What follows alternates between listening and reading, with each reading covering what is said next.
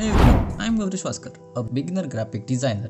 And in this video, I will show you how I created this clean, farm fresh style lace classic advertisement using Photoshop. So step number 1 is concept planning. The idea was simple. I wanted to show freshness, simplicity and strong branding. So I chose a countryside theme with natural light and real potatoes and lace classic pack in the center. So step number 2 is design setup. I started with a background. I choose sunset scene to give it a natural glow. Then I added a wooden table to place the chips and sack. I masked each object and adjusted shadow to make it realistic. Step number 3 is final touches. After color grading and some lighting adjustment, I added the lace logo and made sure everything is blended. This is the part of my personal design journey. If you like it, drop a like, subscribe, let me know your thoughts in the comment section.